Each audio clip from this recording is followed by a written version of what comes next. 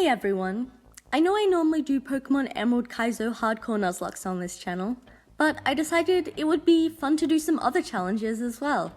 So today I'm gonna see if I can beat Pokemon BDSP with only legendary and mythical Pokemon. So that it's actually a challenge, I will be introducing level caps equal to each gym leader's ace, and no going over Cynthia's Garchomp's level before entering the Elite Four. In addition, I'm going to use no items from the bag in battle, though held items are alright. I can't think of another game where you get so many legendaries so early, hence why I chose this one. Unfortunately, you can't access any of them straight away, so the challenge will only really start when we can first get Manaphy. There's a clown that blocks access to the building which allows you to unlock the mystery gift feature, and in order for him to move, we need to beat the first rival battle, the first gym leader Rourke, and the double battle against the grunts in Jubilife City. I did consider maybe trading a Fiona egg in to be my starter, but I figured it wasn't the best idea because even though I'm more on the side that considers it a legendary Pokemon, many people don't.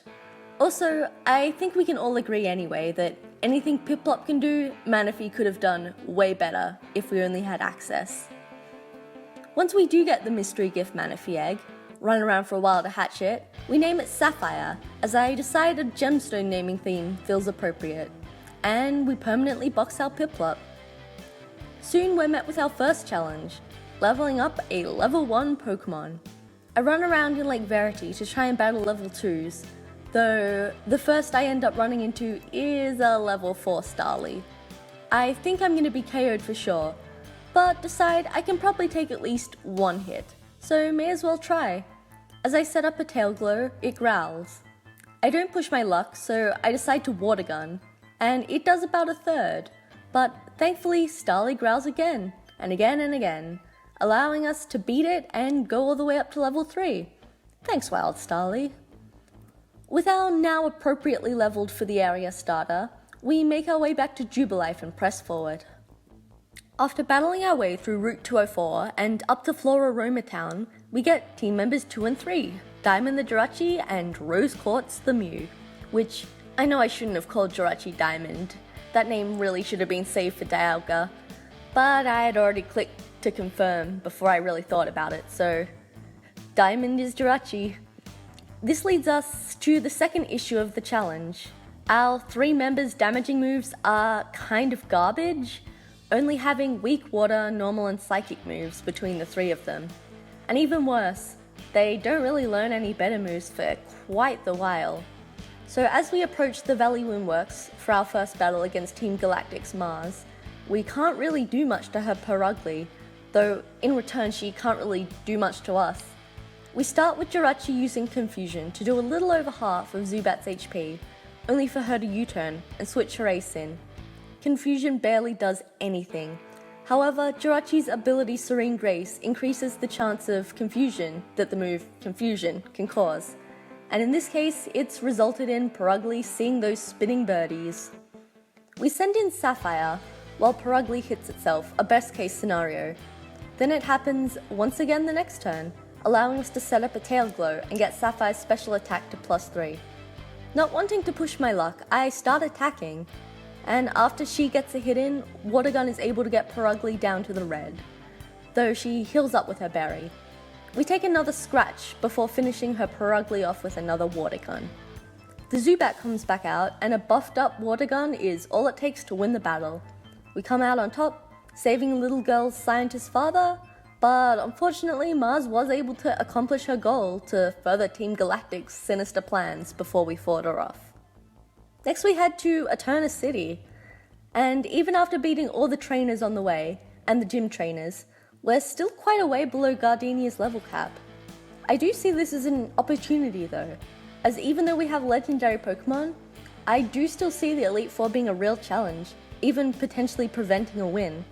So I decide to EV train my 3 Mons in speed. Ideally to outspeed Cynthia's Garchomp, who has 252 EVs in speed.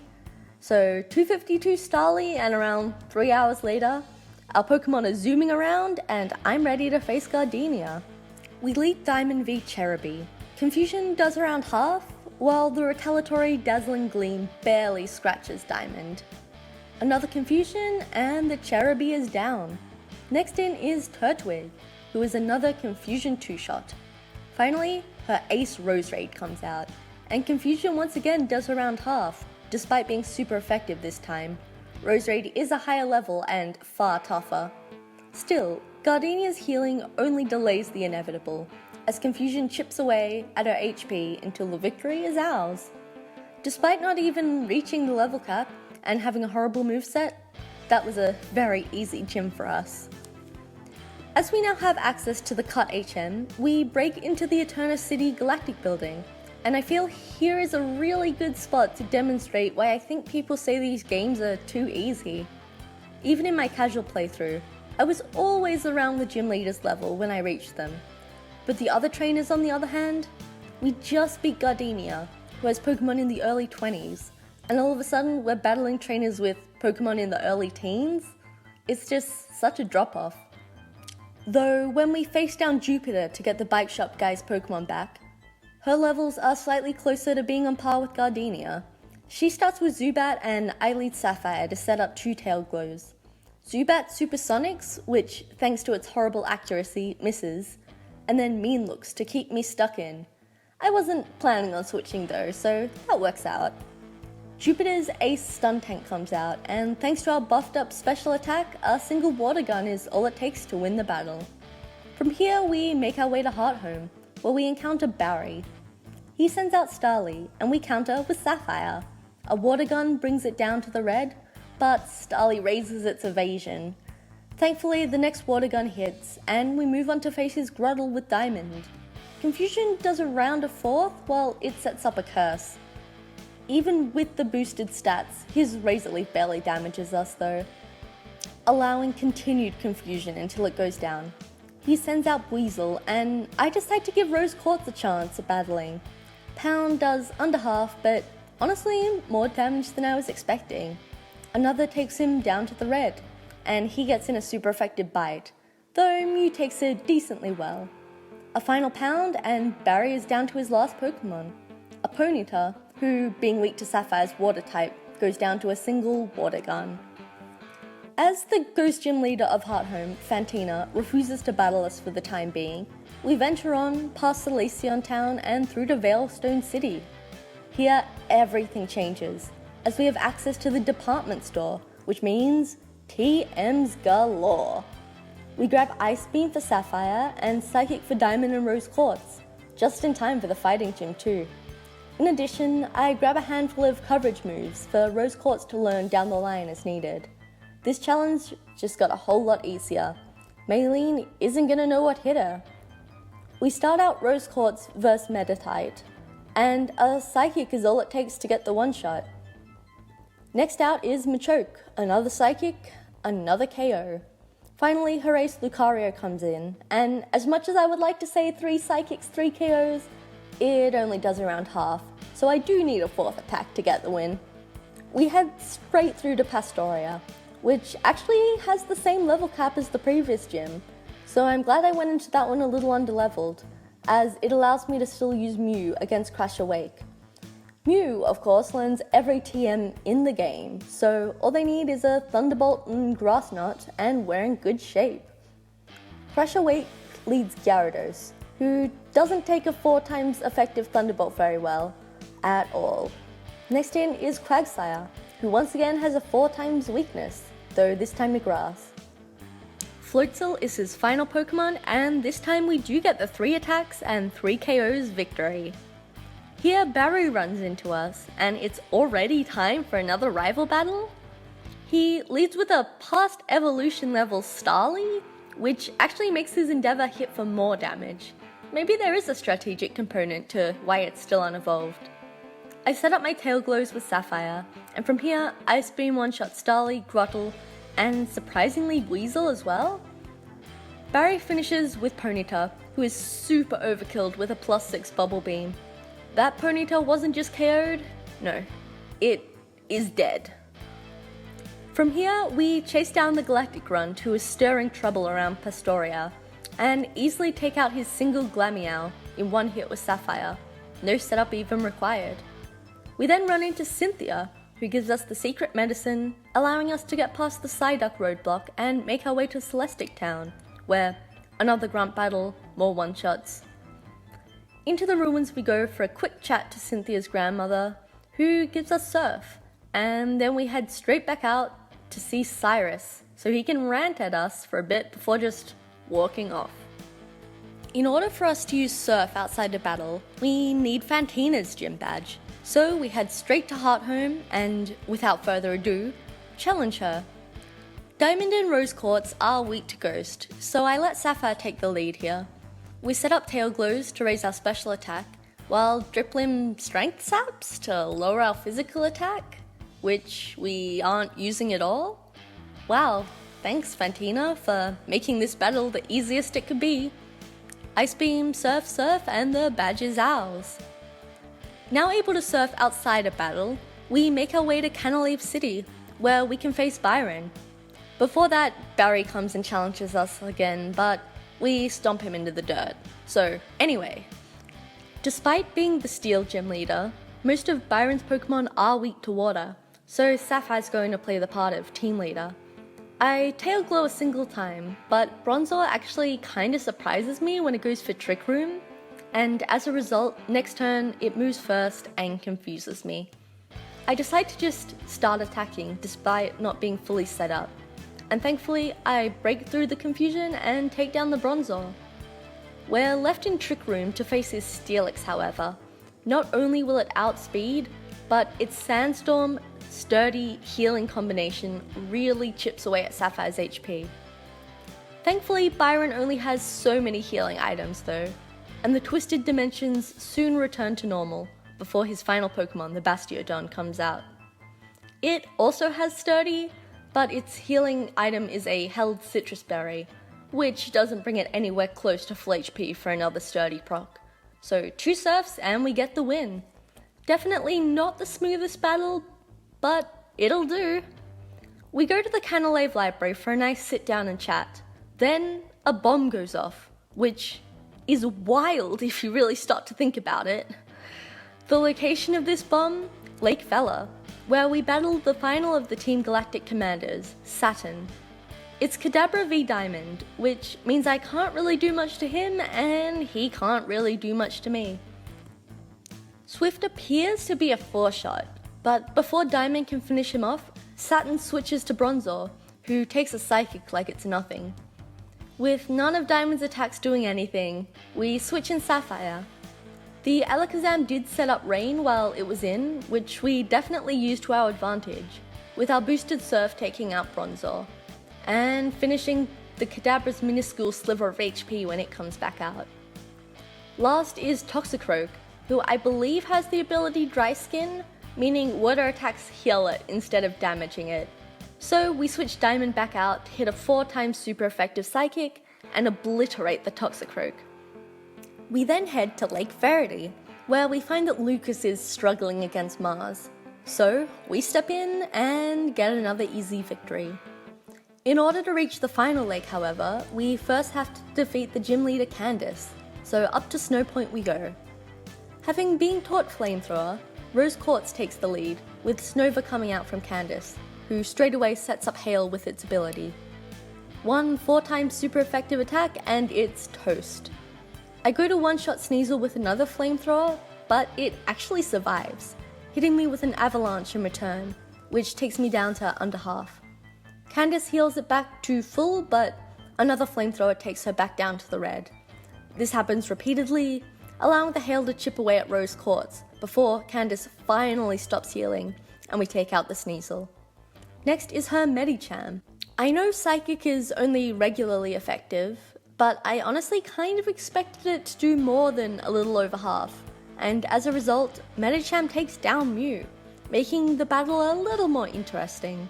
Sapphire comes out, and I decide to set up a Tail Glow, taking a little under half damage in the process. I decide to risk setting another up in exchange for taking a Brick Break and going down to the red. Hail also decides it's time to stop at this point, which is nice. With our special attack supercharged, I decide to show Candace the real power of an ice attack, and Ice Beam the Medicham to its death. Finally, a Abomasnow, her ace, comes out, once again setting up Hail, but a regularly effective +6 Ice Beam is enough to one-shot it and win the battle. It was definitely the closest we've been to losing in a long time though. We finally are able to progress to the last lake, where Jupiter has defeated Barry, but decides she's too much of a coward to face us. So as a meddlesome kid, we head to the Veilstone building, where we have our first battle with Cyrus, which I'm not going to talk about in too much detail as we're about to battle him again very soon, but with an objectively better team. What I will talk about is the fact he gives us a Master Ball for beating him. I know you can read off his computer, and one of the things it says is, according to myths, the Pokemon created Sinnoh with its power. However, capturing the Pokemon with a Pokeball prevents it from using its full power. But with the red chain, the Pokemon can be shackled and its power can be used without restraint. So I understand why he's not using the Master Ball. But we've been actively trying to stop him this whole time. We defeated his grunts, his commanders, and even he himself.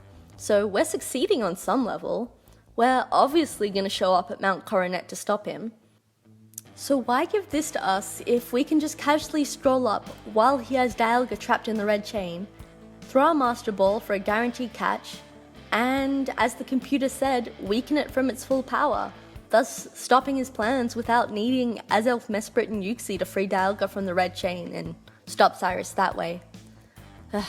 Makes no sense. Anyway, speaking of Azelf, Mesprit, and Uxie, another Saturn battle, which feels like it's occurred only moments after the first, and we free the Emotion Trio and make the trek up to the peak of Mount Coronet, where Cyrus traps Dialga in the red chain for now, while we team up with Barry to take on Mars and Jupiter in a double battle. We lead Sapphire, while Barry leads Munchlax. We face down against 2 Bronzors. I kind of don't care about Munchlax's well-being, so I surf. The Bronzors each take around a half, while Munchlax actually tanks it better than expected, only losing around a third, and crit biting one of the Bronzor to KO it. Thanks, Barry. Jupiter sends out a Golbat, and I kind of expect it to be one-shot by an Ice Beam, but it only does around half, while it retaliates with a super effective Giga Drain for about a third. Another bite comes out from Munchlax, but no crit this time, so the other Bronzor is still fine. We surf again, taking out Mars's Bronzor this time, and getting off some more damage against Golbat. It Mega Drains, but I dodge it thanks to Friendship. I do like this mechanic in general, but I do really wish it was optional because it makes these challenge runs less fun for me. Munchlax finishes the turn by hitting itself in confusion. Thanks, Barry. Out comes Perugly, and I just surf again, finishing off both Golbat and Munchlax and doing a bit under half to the cat who body slams in return and gets off a paralysis. Unfortunate. I hesitate for a moment, but decide to stay in and just keep surfing. Staraptor close combats into Stun Tank instead of Perugly for some reason, and it only does around a quarter. Okay, Barry. My surf doesn't end up going off though, as we're fully paralyzed. At this point, I decide to switch Sapphire out, choosing Mew to come in and finish the battle, only for Perugly to body slam and paralyze Mew straight away as well. At least synchronized means Perugly also becomes paralyzed, though it doesn't actually end up mattering, as Barry's Staraptor now chooses to close combat the Perugly, which takes it out with a crit. Thanks, Barry. Now both Mars and Jupiter only have one Pokemon left, a Stun Tank and a Golbat. Staraptor CCs the Stun Tank again, this time taking it below half, though Stun Tank quickly KOs it in response. We get another Friendship dodge, though Mew would have taken the Flamethrower like a champ had they been hit. We break through Paralysis to get off a super effective Psychic into the Golbat, who this time is straight up one-shot. A combo of Brick Break from Barry's Heracross and a Thunderbolt from Mew takes Stun Tank down to the red. For some reason, instead of finishing off Jupiter's final Pokemon, Barry switches, but luckily we once again break through Paralysis to get off a final attack and win the battle. The whole emotion trio freeze Dialga thing happens, but more importantly, we have our main Cyrus battle. We lead Sapphire v Honchkrow, hitting with an Ice Beam as it takes advantage of its item, ability, and move, causing a guaranteed critical hit each time it nightshades. Even with a crit, it doesn't quite do half. And as our attack knocked it into the red, Cyrus wastes his time healing, while we knock it right back down to the red.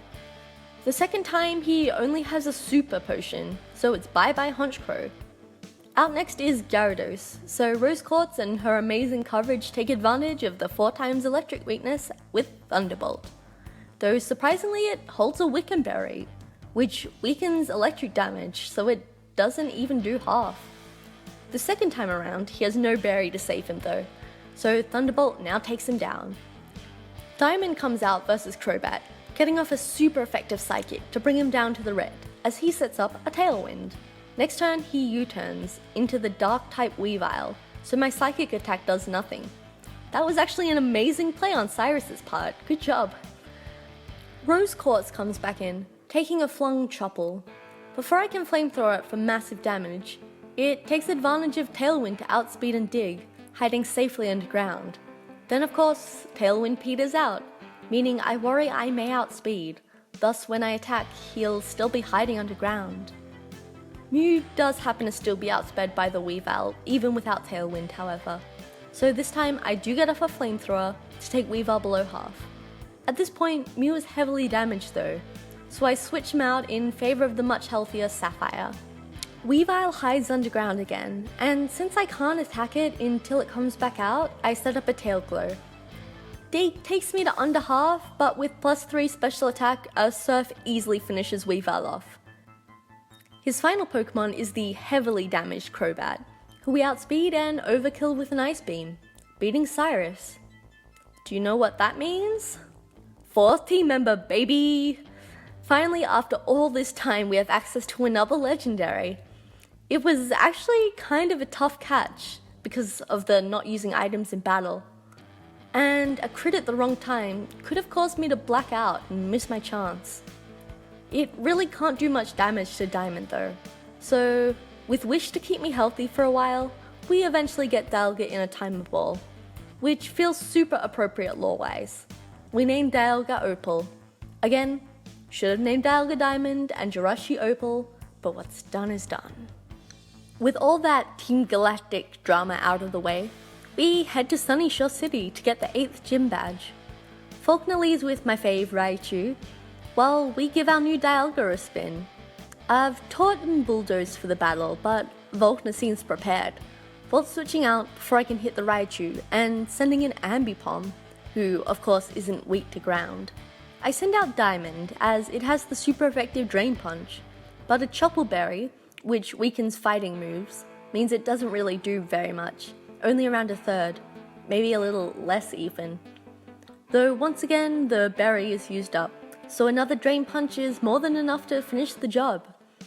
We go back to the Raichu v Dialga matchup, though this time Raichu decides to surf, so we are able to get off a Bulldoze. Once again, Faulkner's Pokemon has a damage weakening berry, this time the ground Shocker Berry. I expect another Bulldoze to KO Raichu, but once again it outspeeds and Volt switches, so we don't even do half to the resulting Octillery. I send out Rose Quartz, who takes an Aurora Beam like it's nothing, before Thunderbolting to finish Octillery off. It's Dialga v Raichu Part 3. This time it Charge Beams, raising its special attack, though we finally get off a full power Bulldoze against it, and finish it off.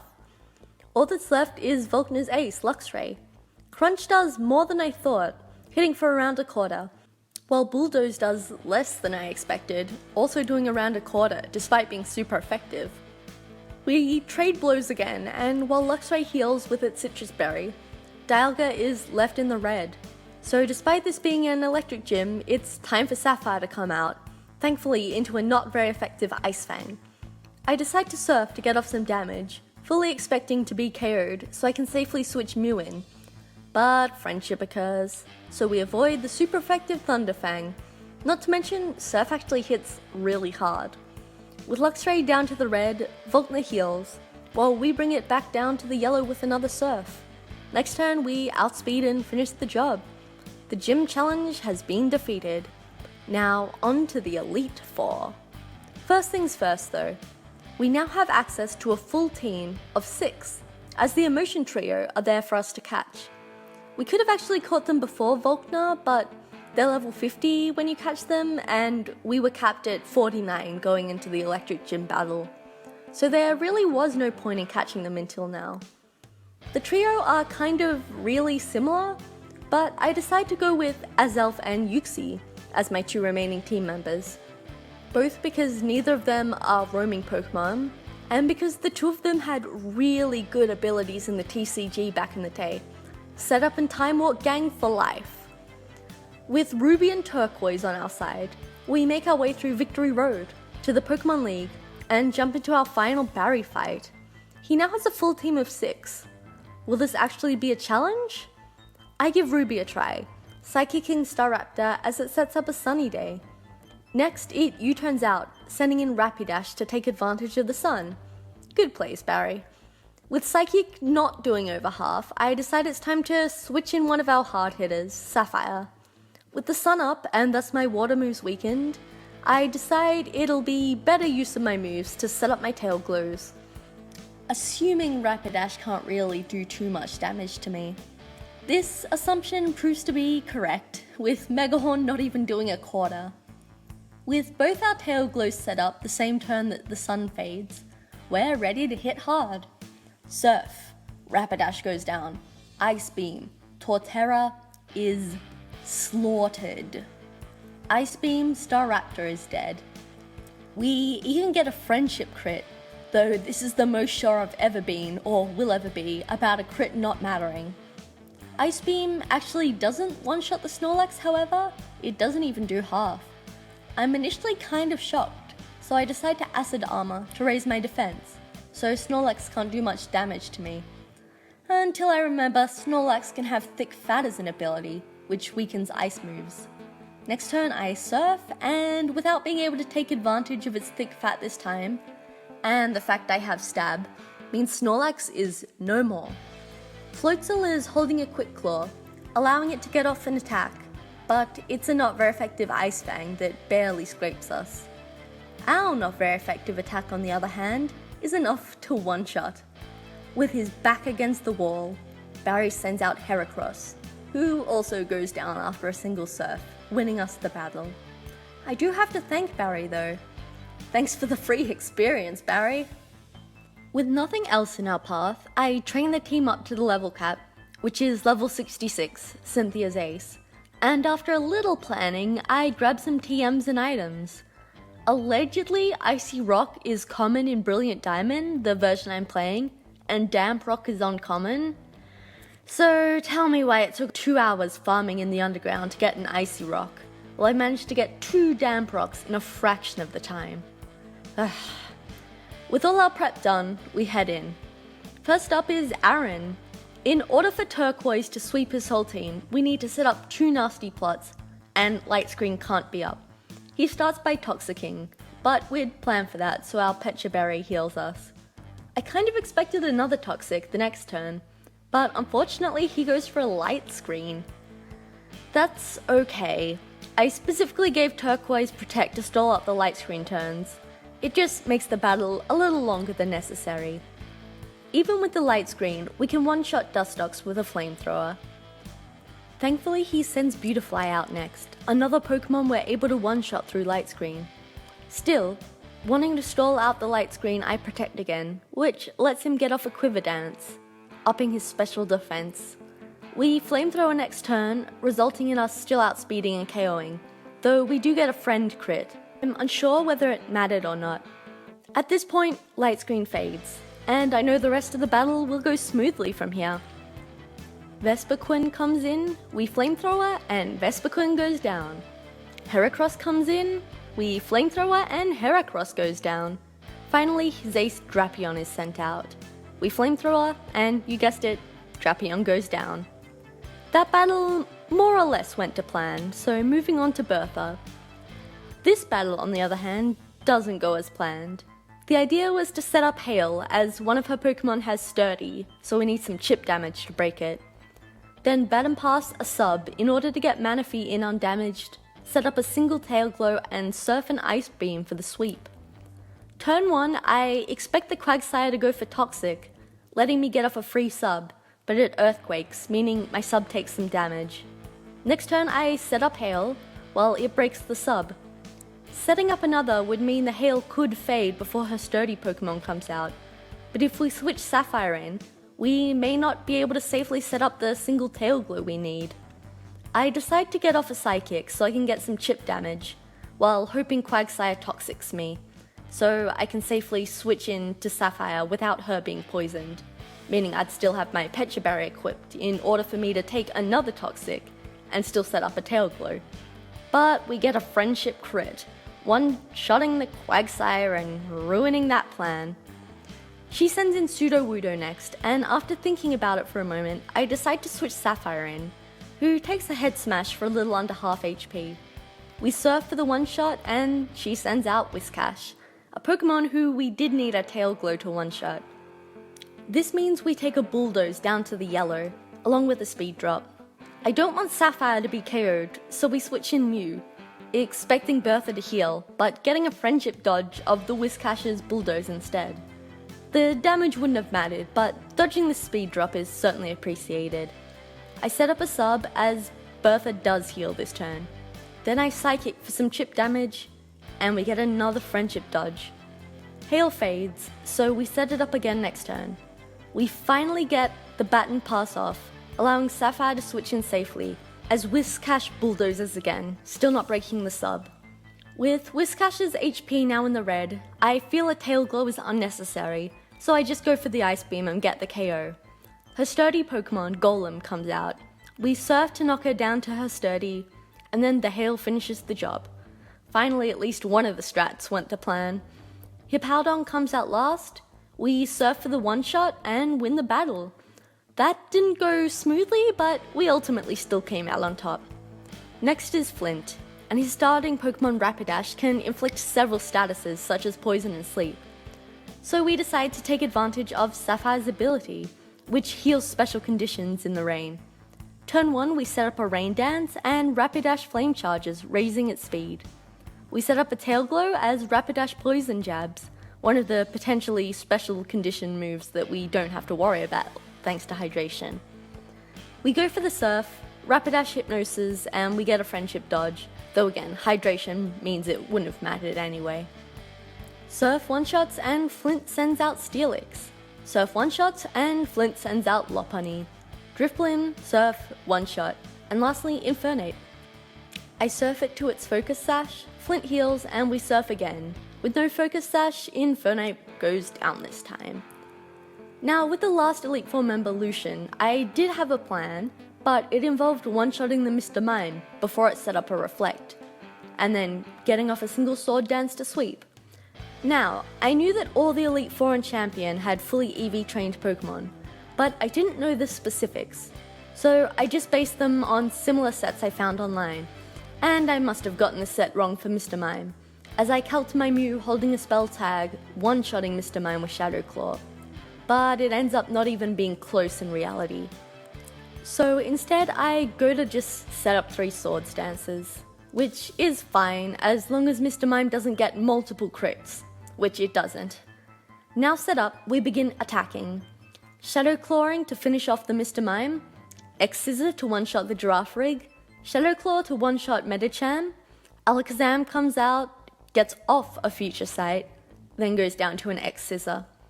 Reflect finally fades in time for Bronzong, his ace, to come out.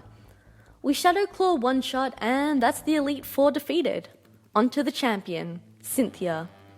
The basic idea to this battle is get a speed boost onto Mew, Baton Pass it to Sapphire, set up 2 Tail Glows, and one-shot everything. Let's see if it works. We lead Ruby to set up a Light Screen in order to try and bait the Spiritomb into its physical Sucker Punch. This works perfectly, allowing us to get a free switch into Mew. From there, we set up a free sub, we get off a free Rock Polish, and a free Baton Pass into Sapphire. So good, so far.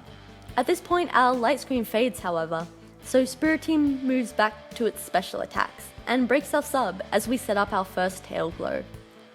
At this point though, it's kind of too late for Cynthia, as even with a crit the Spiritomb can't KO us.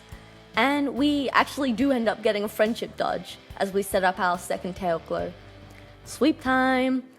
Surf takes out Spiritomb, Ice Beam kills Roserade, Grass Knot obliterates Gastrodon, Surf KOs Lucario, another Grass Knot and Milotic is no more, and we're met with her Garchomp. Even with the Yachi Berry it holds, which reduces the damage of Ice-type moves, we outspeed and one-shot, winning the run. So yes, it is possible to beat Pokemon Brilliant Diamond and Shining Pearl with only legendaries and mythical Pokemon. Overall, despite this not being the most difficult challenge in the world, it was really fun. Also, I find it kind of funny seeing the final Hall of Fame champion screen, where we have a bunch of small cutie pies and then a towering time dragon. Thanks for watching, and if you're interested in me making more videos like this, please do the whole like, comment, subscribe-y thing. See you next video.